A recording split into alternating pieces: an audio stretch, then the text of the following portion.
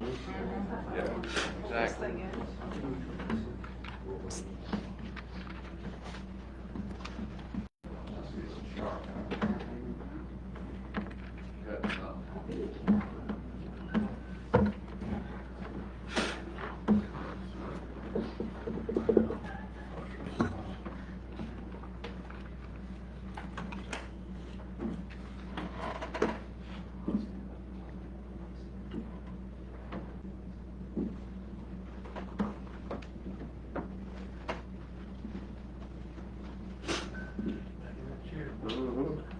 I mean, you should like have a flash mob. I'm trying to get my throat clear here.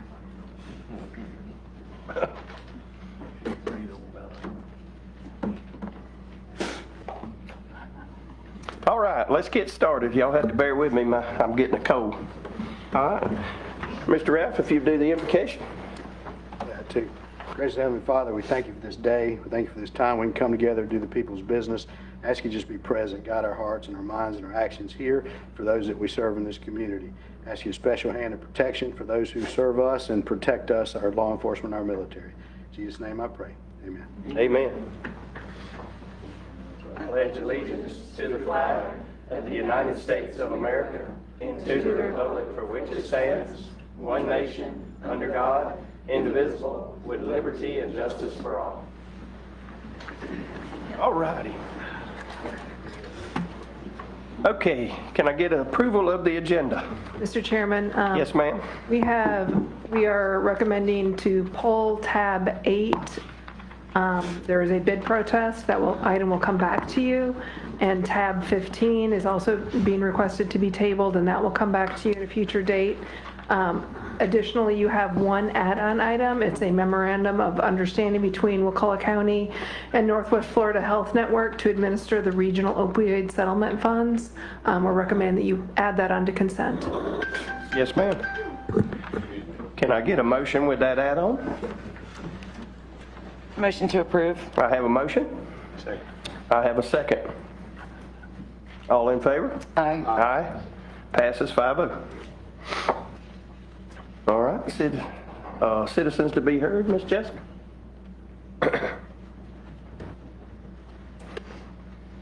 Destin Khan? All right.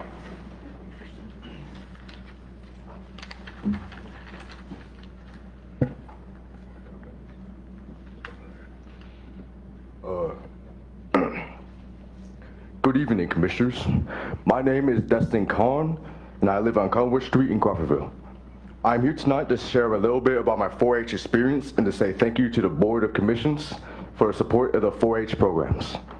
This year, I've been a member of the 4-H Leaders of Wakulla, also known as FLOW. I had the opportunity this spring to attend 4-H Day at the Capitol and learn about how the Florida government works. I also had a chance to work with other club members and work on events and service projects such as the recent 4-H dance event we held at the Extension Office in May. I was recently elected to the Vice President role of FLOW, and I'm looking forward to serving my community as a member of 4-H. Finally, I want to invite the commissioners to join the 4-H for a youth game and craft night we are hosting on Friday, July 18th at the Extension Office from 5:30 to 10 p.m. for youth ages 11 to 15. Please stop by, play a game or two, and make a friendship bracelet with us. We look forward to sharing our 4-H experience with you. Thank you. Thank you. Thank you. Thank you. Hey, I hope you're doing the voice work on all those videos. Yeah. Yeah, that voice was a little surprising. He's all that and a bag of chips, aren't you? Exactly. Yes. In for, well, thank you, buddy. Really came out of your shell. Thank you. All right, awards and presentations. Mr. Louis LaMarche, Public Safety Director for Fire and Fire Chief. Good evening. How are y'all? Wonderful. Thank you guys for giving us a few minutes of time. We might run a little bit over, but we'll try to do this as fast as possible. All right. All right, so the first slide is our personnel deployment. This one right here, not a lot has changed since the last time you guys saw this. Biggest thing that changed this budget year was we did get Engine 3 in service on the east side of the county. It's fully staffed, so now we have 54 first responders, which is 18 per shift. That's your firefighter medics, firefighter EMTs, paramedics, et cetera. So 18 per day, 24/7, 365. We have 5 administrative staff, which has changed this budget year. And I'll talk about those positions in just a minute. 8 volunteers and 8 flex on-call staff. This slide right here is just our year-to-date call volume. As you'll see on this, there's a little bit of a reduction on the EMS call. What that is your community paramedic program starting to kick in. You'll notice that the fire calls are up. That is partially from adding Engine 3, so you have the engine running more calls, but it's also because the fire trucks are picking up some of the low acuity medical calls, doing treatment on scene, lift assist, fall assessments, stuff like that. So it takes a little bit of stress off the EMS system. They're not having to go back and forth, because they're back and forth to the hospital. That's an hour and a half, 2 hour trip. We're trying to give those crews as much of a break as possible. Next slide.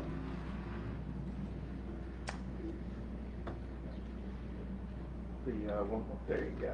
No, that's yours. I'm sorry, you were right. All right, so this one right now is just the projected and then last year's total call volume. The projected, I will say, I anticipate that being more in the summertime. We do pick up a little more, so this is a pretty conservative projection. But again, as you can see, the fire calls are up significantly. The EMS side is potentially down. This is all part of that program working, trying to avoid having to put Rescue 5 on another ambulance. The projects that we got going, we got a bunch of stuff going on right now. The radio system's been a big one. Joe's doing an awesome job. All we're doing is assisting at this point with testing and stuff, and I think we're getting pretty close to the end. The legislative funded fire station, we've started on plans with that. The EMS medical director is here tonight. We have a new one. And the CP program, community paramedic program, we're working on. We also have a lot of other stuff that we work on, though, that is continuing, that I just did want to mention. Our cadet program, which is run by our staff and their spouses. It's pretty amazing. I think we've hired at this point 5. We got one more that's starting school. So that's pretty incredible that our staff do that. They got to come in a lot of times off duty and stuff to work with the kids. We also have the Tallahassee Task Force 7, the USAR team that we're working with, which is huge that's become regional now and we're a part of it. We've deployed, I think, twice now with them. Just recently we had 3 guys go through the Swiftwater Rescue class.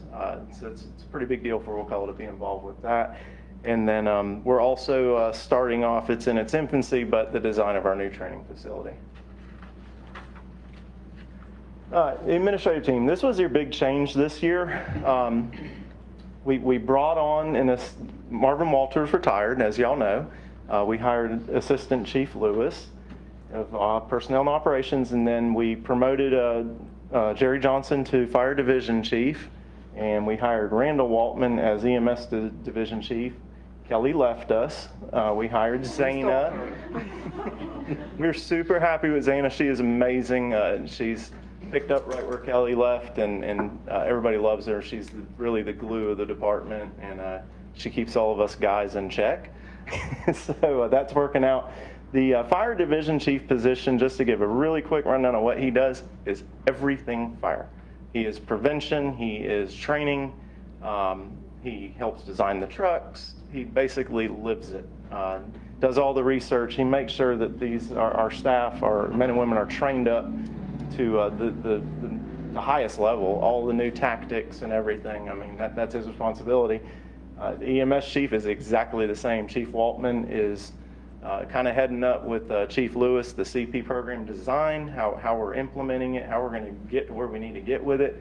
All brings in all of our outside EMS training, the same stuff to make sure that your staff are trained up to the highest level to provide the best patient care. And like I said, I can't say enough about Zana. She does a great job handling all of us. With all that said, I'm pretty much done with my piece, but I do want to bring up Chief Lewis unless y'all have any questions for me. I've got a question for you. Your smoke building and your fire building that you have at the training, are y'all moving it to your new? Video I'll show you. Okay. That Scrapyard somewhere. Okay. it was pretty interesting to watch it collapse, but no, we'll start over. We couldn't use it anymore anyways. It was actually outdated. We couldn't burn it or anything like that, so it was time to start over. Okay. Well, I have one more question. Is Jerry still doing the fire inspection stuff? Yeah, he does all the So inspections. he's wearing a bunch of hats. He wears a lot of hats. Okay. so does Division Chief Waltman. All right, I think Commissioner Thomas has a question for you. Any unintended consequences with the radio, any tweaks that are needed, or is that good? I haven't heard a single complaint from my staff, and I think all the testing is going well, other than they've been asking us to drive down some of our wonderful forest roads. It's pretty hard on the vehicles, but other than that. No squealing at night like it was? Oh, no, sir. It is amazing. It The really only is complaint I've heard, Ralph, is when you key it, you have just a little bit of pause before you start. amazing. And that's the different type. But that's of because it's system. 800 megahertz and. Yeah, they told That us is it'd it. be like that, but yeah, it's really, it's incredible. Thank y'all for that too. All right. I just want to give an update on the community paramedic program. We have this really good patch, you could say, from the previous slide that we came up with. Nice visual. That's awesome, by the way. I like that. So I just wanted something, to get the guys proud of the system. So we are, as of today, live, officially live. We've been doing some trial runs. And one thing I want to say about the previous statement about the call volumes, our overall EMS call volumes are down, but our transports are slightly up. So what this means is our dry runs is what we call the runs where we get called but don't transport. They are going down, and that's due to what I'll get into in a minute with the integration of the system. So the three parts I want to focus on is our emergency, integration, and prevention. Emergency, like I said before, is going to be more the treat, no transport aspect of it.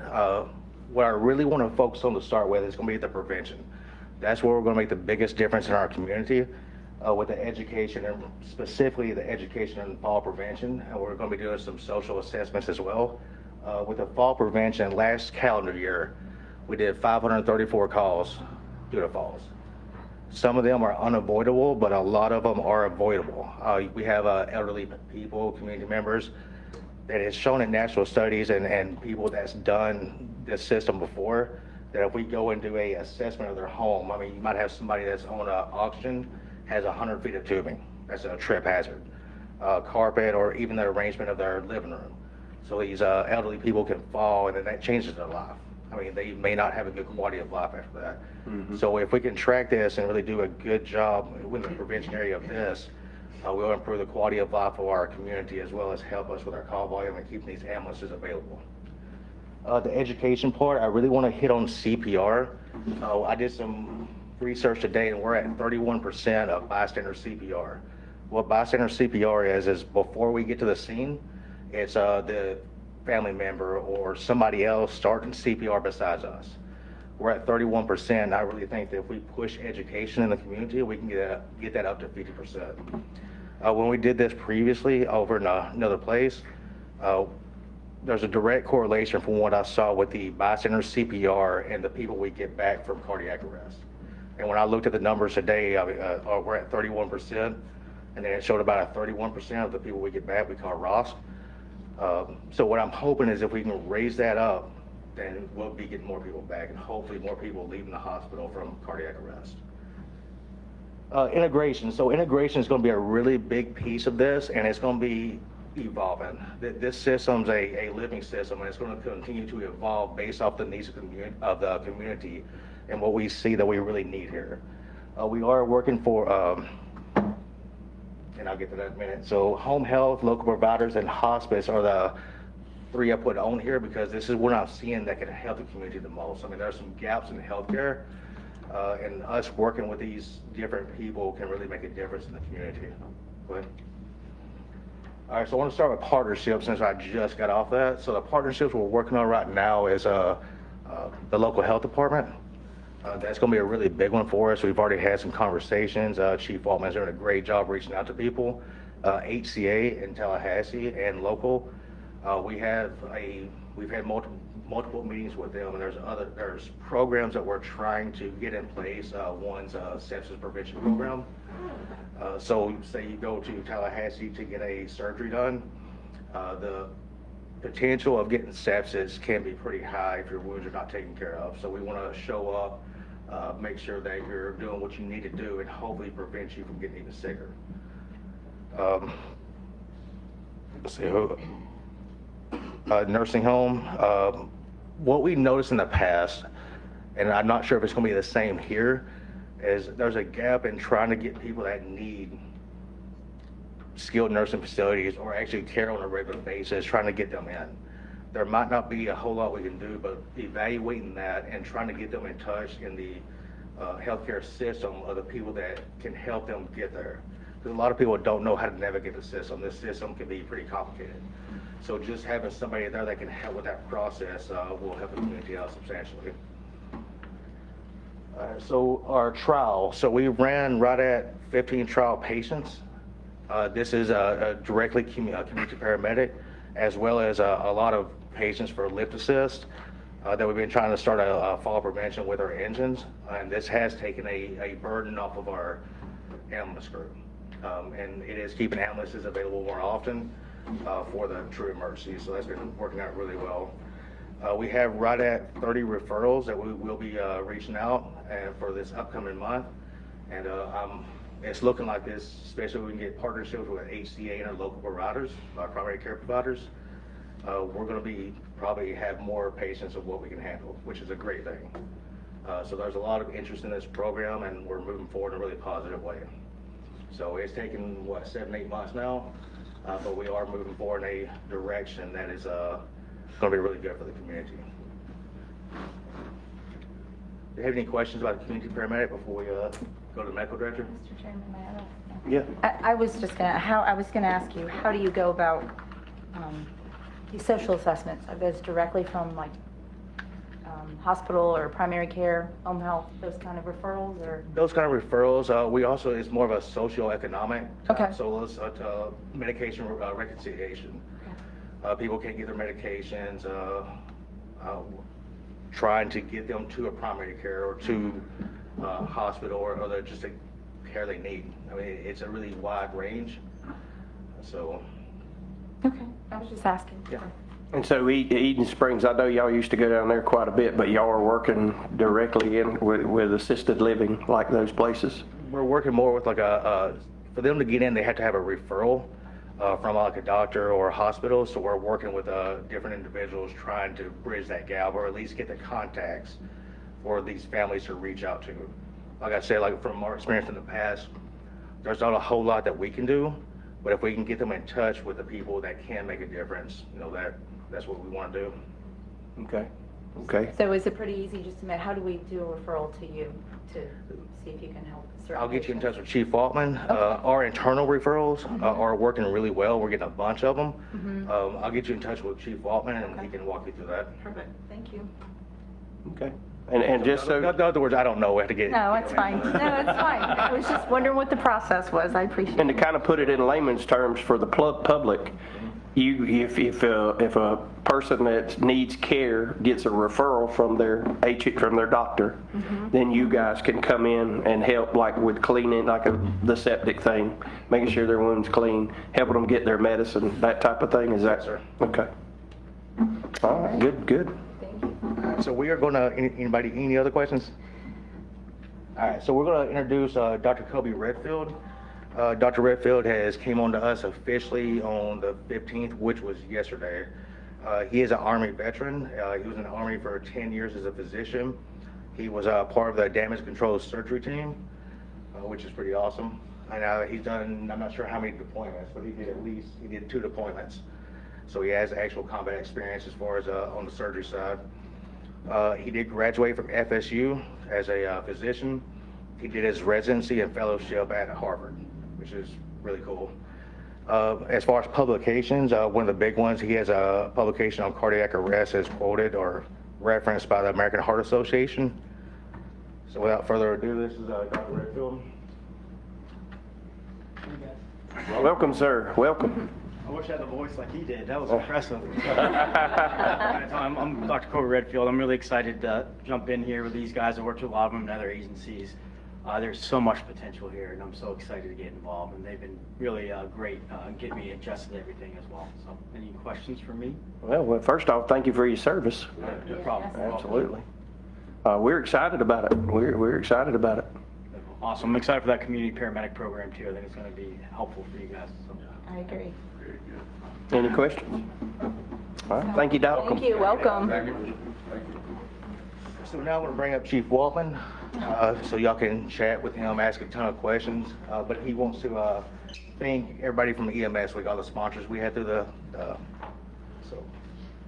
Good afternoon, Board. Afternoon, Chief. Good, good. Hey, I think Commissioner Lawhorn, Ms. Messersmith, Summer came out. Appreciate you guys coming out and sponsoring. I'm sure it was short notice and you guys are busy. Understand that completely. Hopefully next year I'll give you a little bit more heads up so that way everybody can come and hang out with us. We had a great time.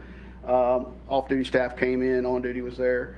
We were able to gather up a pretty good assortment of gifts to give out to the guys on the front and gals on the front line and just show them the community, how much they mean to this community. And just got the sponsors up here.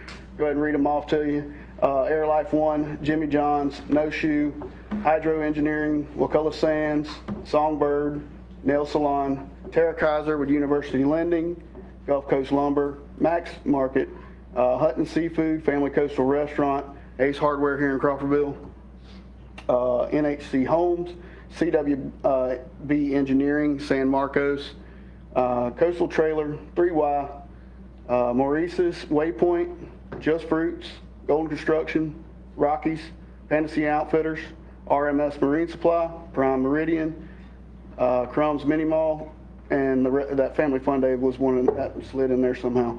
That was just the Cadets Day on the last day of EMS week. Just happened to coincide, so we were able to incorporate that with some of our staff.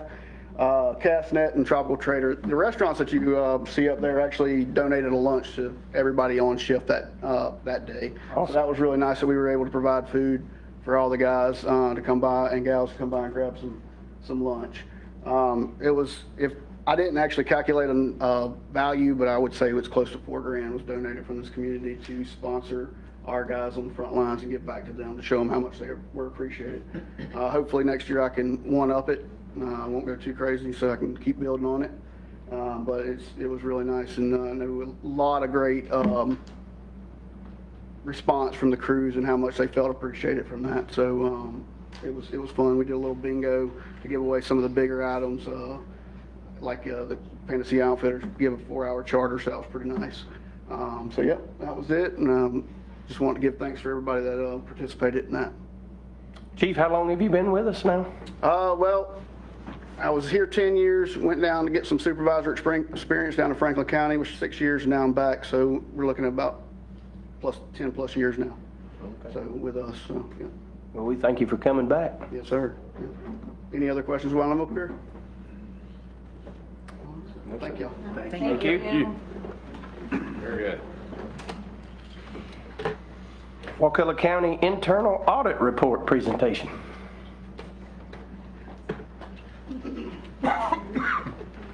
So much less exciting than all of that. You don't have a new doctor? No. Okay. So for those of you that are new, I'm going to let you know I don't go into great detail in the reports because you receive the entire report. If you have questions, that's what I'm here for. It's to officially present the reports so you have them. And if you're ever interested, all of the reports are on the clerk's website, so you can go and visit old reports on the internal audit page. So the 3 reports that are being presented to you are on the building department for permit and surcharges and sewer connection fees and non-ad valorem taxes and library inventory. So on the business, the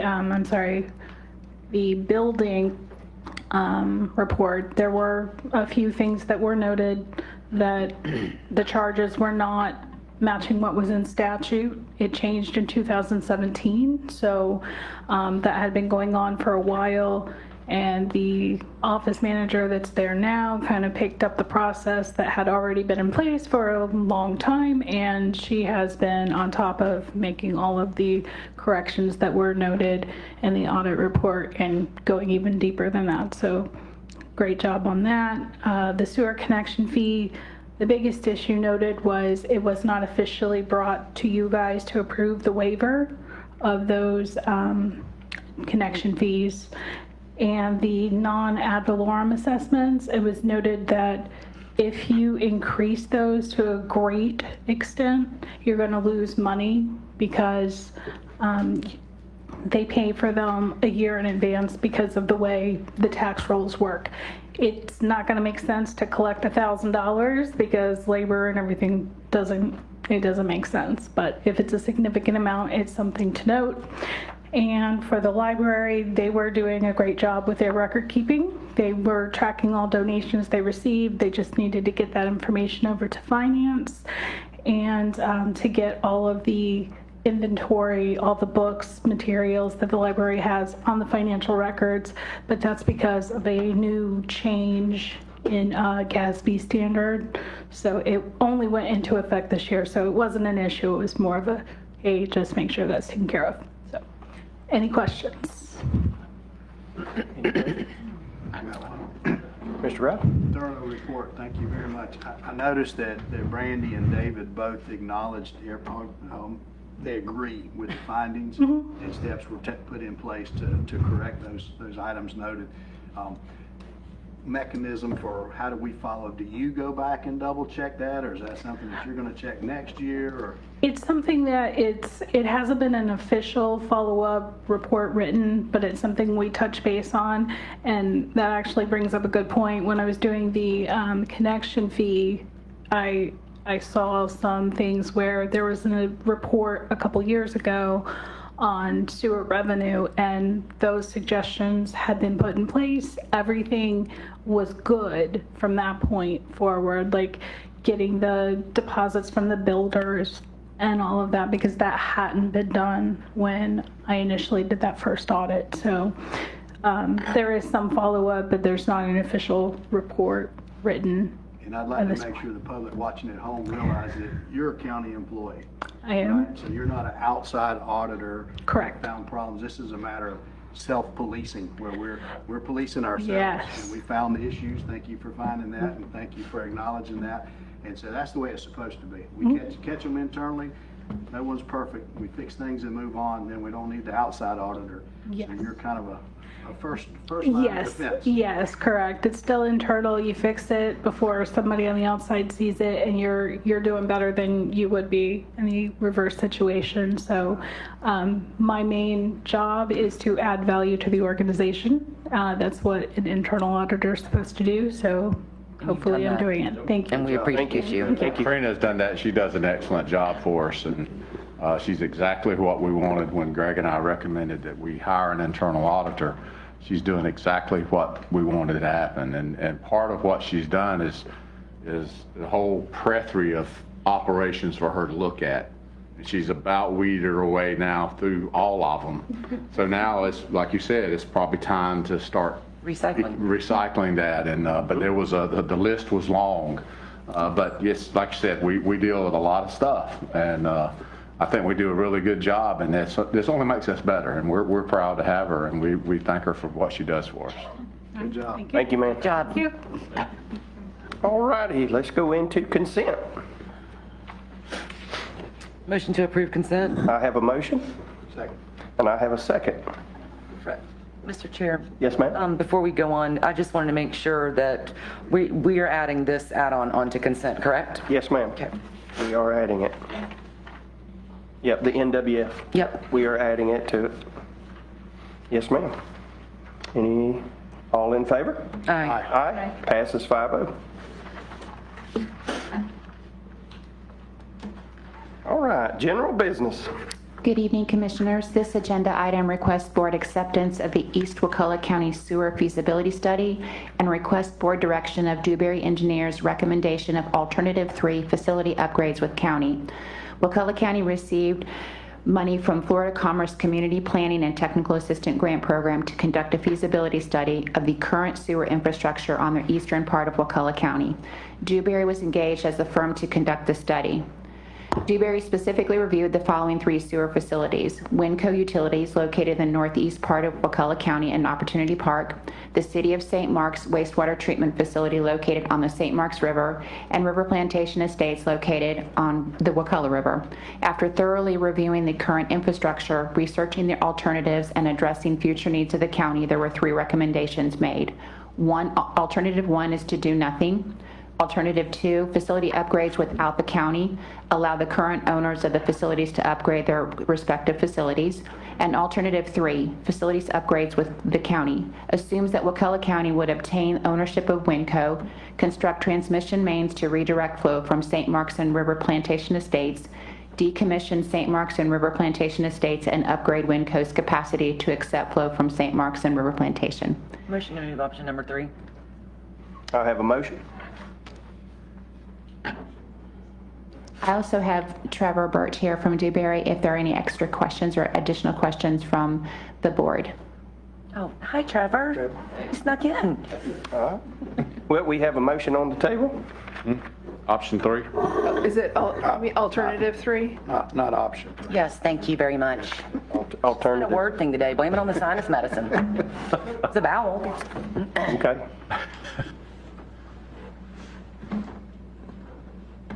Just a question. Did we get a second? No, we haven't got a second. Oh, yeah, second. Okay. Sorry. All right. Well, now I'll have a second. You got a question? Yes, sir.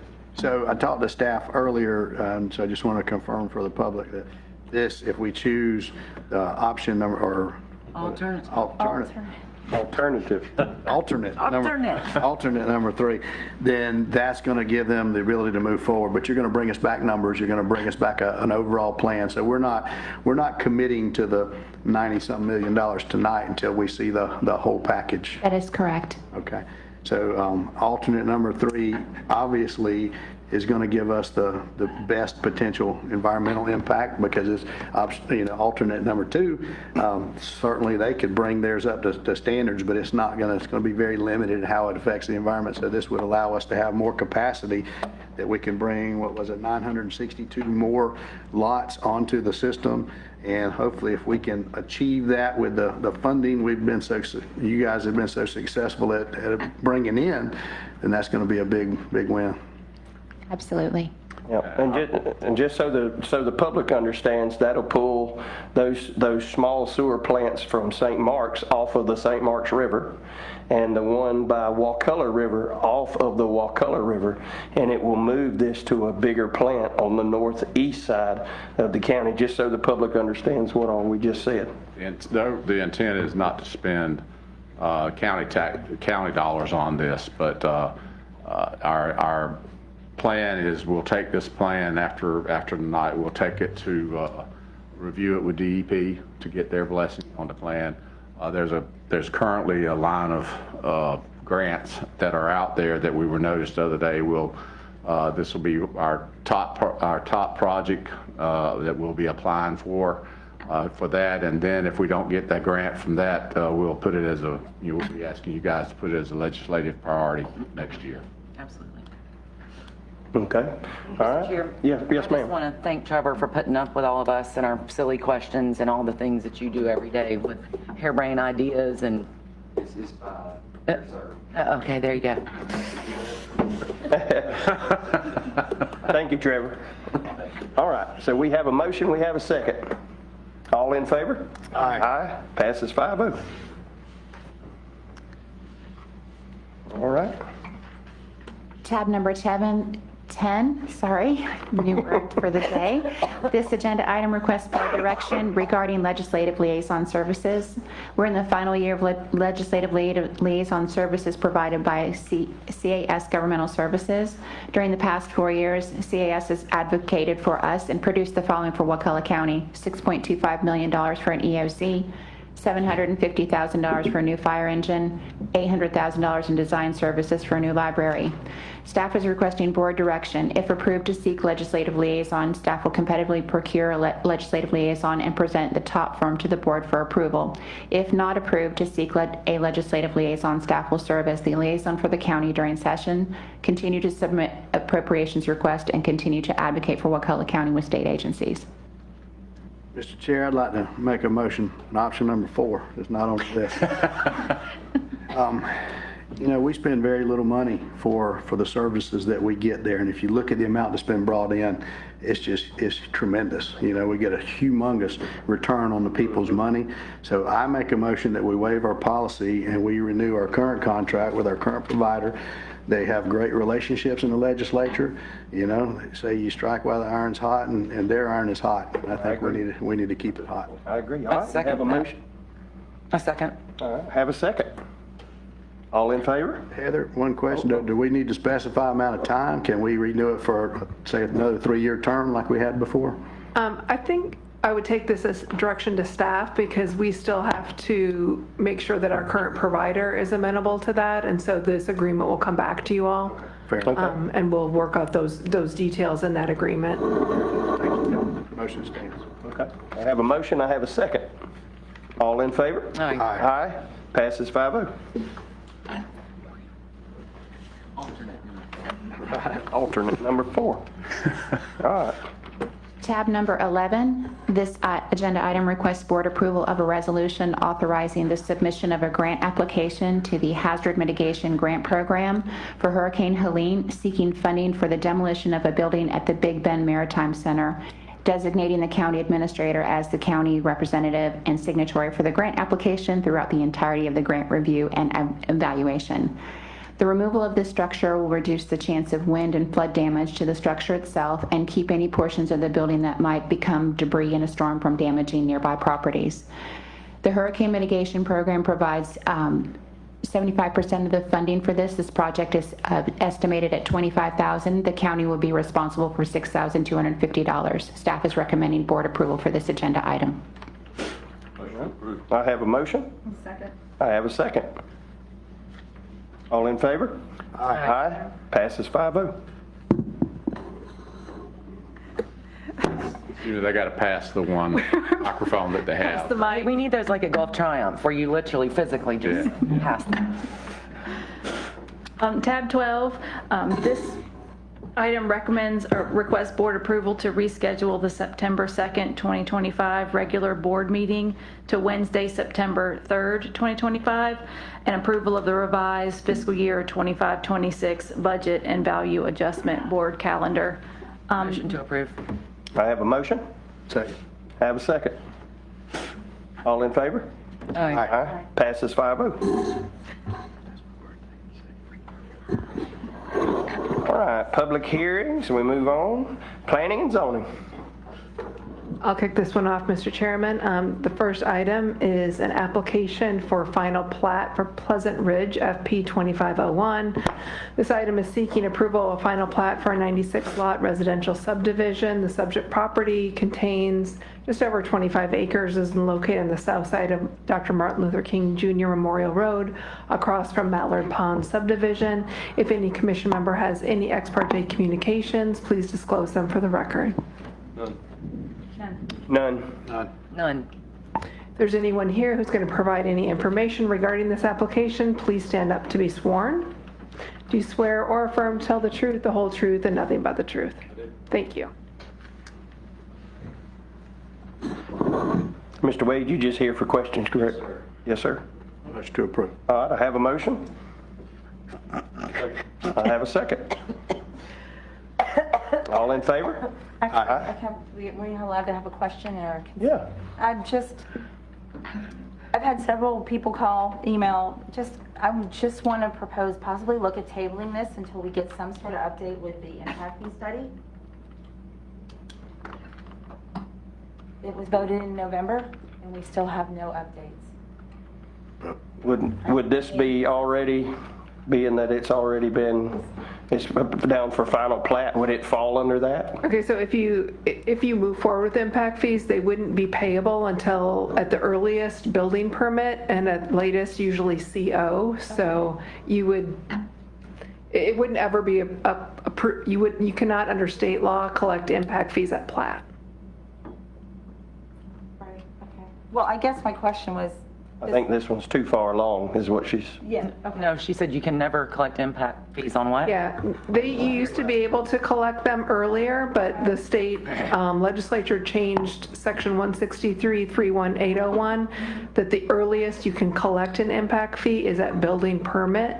So if these go to permit and you have an impact fee in place at that time, they would have to pay it. So if we had impact fees, if they come about, in order for them to avoid the impact fees, they would have to build out every single lot before the impact fees go into place. Okay. Okay. And also, on that, we received, and you'll be getting a copy of the comparative study for the impact fee. It was shipped over this afternoon to us from our consultant, and we're getting ready to send that out. I've been reviewing that, so you'll be getting that here shortly, and that's the first task that they're supposed to do. You'll be getting that document tonight. Okay. All right, you understand? I do. All right. All in favor? Aye. Aye. Any nays? Passes 5-0.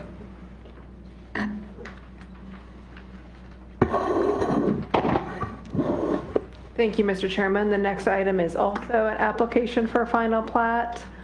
This is for Misting Springs Phase 3, and this is application FP 2502. This is approval for a final plat for a 74-lot residential subdivision to be known as Misting Springs Phase 3. This subject property contains just under 6 acres and is located east of the intersection of Crawfordville Highway and Council Mill Road, abutting the southern boundary of the existing Misting Springs Phase 2 subdivision. If any commission member has any ex parte communications, please disclose them now for the record. None. None. None. If there's anyone here who's going to provide any information regarding this application, please stand up to be sworn. Do you swear or affirm to tell the truth, the whole truth, and nothing but the truth? I do. Thank you. Sean, you here for questions, correct? Yes, sir. Okay. All right. As Heather indicated, this agenda item requests board approval of an application FP 2502 for a 74-lot residential subdivision to be known as Misting Springs Phase 3. Motion to approve. I have a motion. Second. I have a second. Any questions? All in favor? Aye. Passes 5-0. Tab number 16, this agenda item requests board approval of a resolution accepting a dedication of permanent access easement along Feely Way. The site lies on the west side of Feely Way and is further identified as Lot 1 of the Petrick Park subdivision. Pursuant to the Land Development Code, the developer is required to construct public access sidewalks. When sidewalks are unable to be located within public right-of-way, an easement is required to be provided to ensure public access. Due to the lack of sufficient right-of-way on Feely Way, the sidewalk will be constructed within the boundaries of this parcel. Staff is recommending option 1 for approval. Motion to approve. Have a motion? Second. Second. I have a second. I do have a question. All right, Ralph? I didn't think of a question earlier today. What about adjacent parcels? Are we going to run into the same problem there? Like, We could potentially run into the same issue. so that'll come about if they ever do a new development that would require them to, you're not going to make them retrofit the sidewalk, but if they do something that generates a new permit, you may need the same deal with adjacent property. Correct. The sites on either side of this are currently developed. However, if they did go through the redevelopment process, they would be required to provide sidewalks as a part of their site plan. And if we ran into this issue again, they would locate the sidewalks within their site and we would bring an easement back to you guys at that point. So Brandon, I know we have some sidewalks on Feely Way right now that go nowhere, like they just kind of run and stop. So we are going to connect them. I mean, that's going to be a connection as it goes through the... Correct. As sites go through the site plan process, they'll be required to construct sidewalks, which will eventually give us that sort of connection throughout the Crawfordville town plan. Okay, well, we got a couple of them over in Bridlegate as well that I've run into with citizens, but okay. But our plan is to connect them. Yes, sir. All right, I just want to make sure the citizens understand that. All right.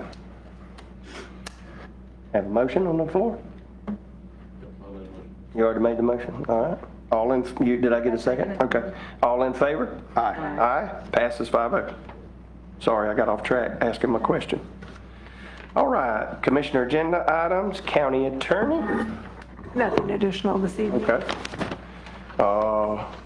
County Administrator. Nothing this evening, thank you. Okay. Any citizens to be heard, Miss Jessica?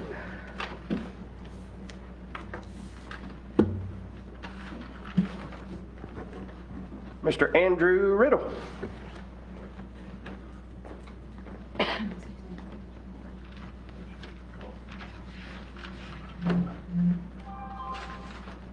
Hello, folks. How we doing? Good, good. Good. Just want to go ahead and say a couple of things first. One is thank you to the commissioners. 10 years ago this month, I started volunteering for the county. Started with the Code Enforcement Board. It's been an interesting ride since then. Since that time, I have served on the Value Adjustment Board, the Industrial Development Administration, the One Cent Sales Tax Committee, the Affordable Housing Action Committee, the Planning Commission, the Library Advisory Board, and the Charter Review Commission. Possibly a few others I may have forgotten along the way. Over the last few weeks, I've come to the decision that it's time for other people within the county to step up. So at this time, I am submitting my resignations for the Planning Commission, the Industrial Development Authority, the 1 Cent Sales Tax Committee, all effective today, and for the Affordable Housing Action Committee, effective on Friday, so that I can still do the meeting and you'll still have a quorum for your meeting on Thursday. Thank you for the opportunity to serve Wakulla County. Have a wonderful night. Thank you. Thank you. Thank you for your service. Thank you for your service, Andrew. All right. Commissioners, Ms. Quincy? Nothing for me. Mr. Ralph? No, sir. I've gotten quite a bit of calls for all this rain. We're starting to get some water settling and with some of our neighborhoods. So I just ask the citizens to please be patient with us, especially where we're putting in sewer, septic to sewer. But we're addressing them as they come. But just please be patient with us. All right, Ms. Valerie? No. Mr. Josh? All right. Motion to adjourn. Have a motion to adjourn.